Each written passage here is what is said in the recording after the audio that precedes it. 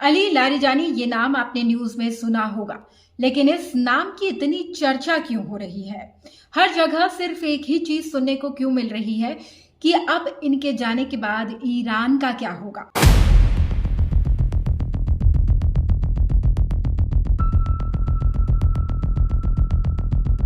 जी हाँ, Ali Larijani Iran के सबसे ताकतवर नेताओं में से एक हैं। इनके परिवार को ईरान में रॉयल परिवार भी माना जाता है और अब इनकी भी हत्या कर दी गई है। खामेनेई की हत्या के बाद लारिजानी को निशाना बनाया गया। उनकी हत्या की असली वजह क्या है और ईरान के लिए इनकी हत्या एक सेटबैक क्यों बताई जा रही है, आज इस वीडियो में सिंपल तरीके से आपको मैं यही बताऊंगी। इस वीडियो को आप एंड तक जरूर देखिएगा क्योंकि इसमें पूरी फैक्ट्स है, इसमें रिसर्च है, इसमें काफी मेहनत लगी इस वीडियो में।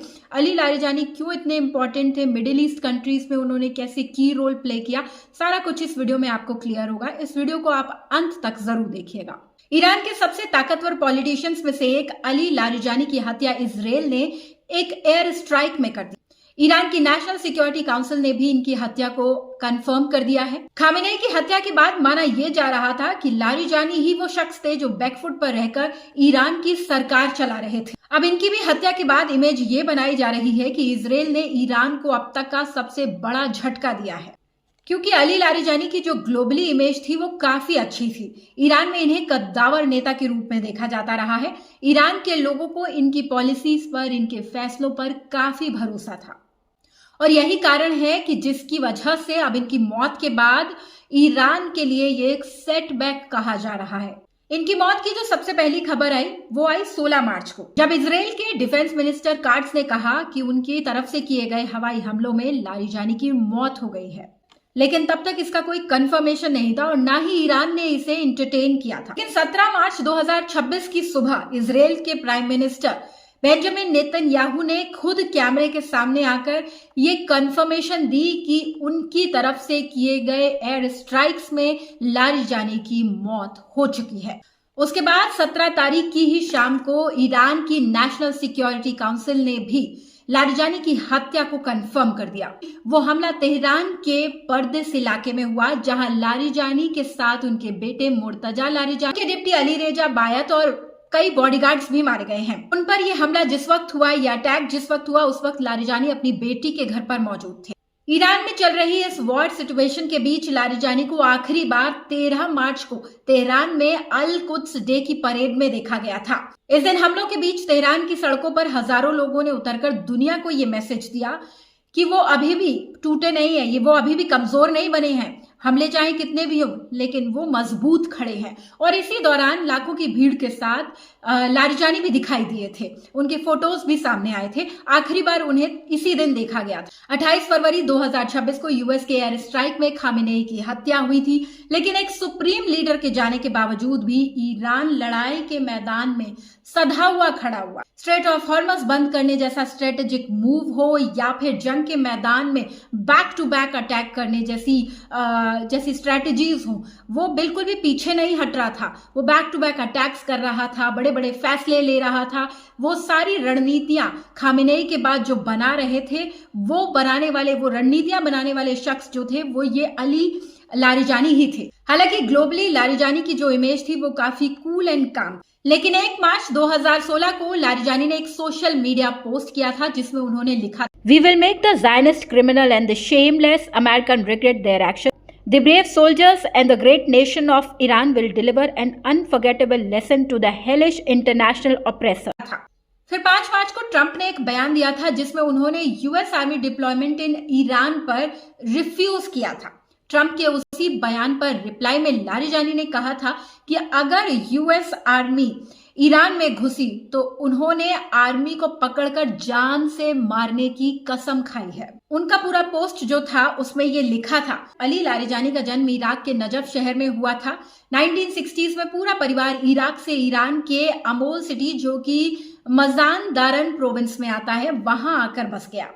उनके पिता मिर्जा हाशिम आमोली ईरान में शुरुआती दौर से ही काफी प्रोमिनेंट शिया क्लैरिक और काफी रिस्पेक्टेड रिलीजियस स्कॉलर माने जाते रहे थे। लारिजानी को ईरान के पॉलिटिकल इनर सर्कल में काफी इंपॉर्टेंट नेता माना जाता रहा। उनके फैसलों का ईरान की राजनीति, ईरान की पॉलिसीज, ईरान की सुरक्षा व्यवस्था और ईरान की कूटनीति पर काफी असर पड़ता दिखा है। वो ईरान के रॉयल राजनीतिक परिवार से आते थे। साल 2009 में टाइम्स मैगजीन ने इस परिवार की लेगेसी की तुलना अमेरिका के कैनेडी परिवार से भी कर दी थी। उनकी पहचान एक टेक्नोक्रेट अफसर के रूप में भी की जाती थी। लारिजानी का पॉलिटिकल करियर 1979 में इस्लामिक रेवोल्यूशन के वक्त ही शुरू हुआ था। उन्होंने 1980s में IRGC ज्वाइन की थी।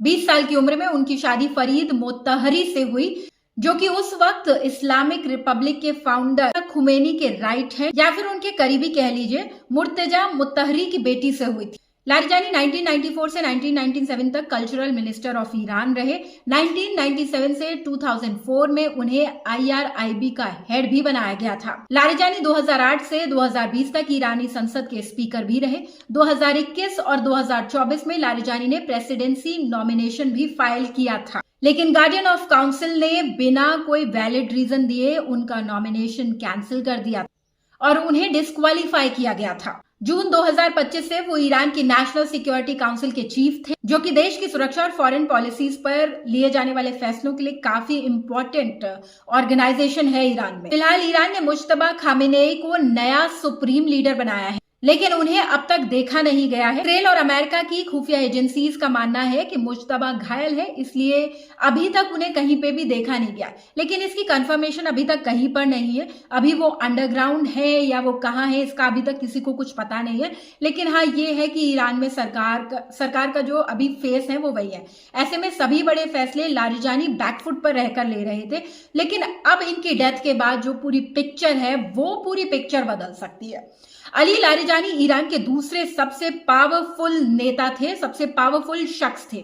इस वॉर सिचुएशन के बीच पूरे ऑपरेशन को कोऑर्डिनेट करने की जो जिम्मेदारी थी वो लारिजानी के ऊपर ही थी और इन्हीं की स्ट्रॉन्ग स्ट्रैटेजी और इन्हीं के स्ट्रॉन्ग डिसीजंस की वजह से ईरान अभी तक जंग में आगे बढ़ रहा था। लारिजानी की हत्या से एक दिन पहले ही उन्होंने दुनिया के सभी मुस्लिम देशों को एक पत्र लिखा था, जिसमें उन्होंने यहूदी शासन के खिलाफ विरोध प्रदर्शन करने की मुस्लिम देशों से अपील की थी। इसके साथ ही उन्होंने अपने इस पत्र में लिखा था कि if you do not respond to the cry of a Muslim, you are not a Muslim. What kind of Islam is this?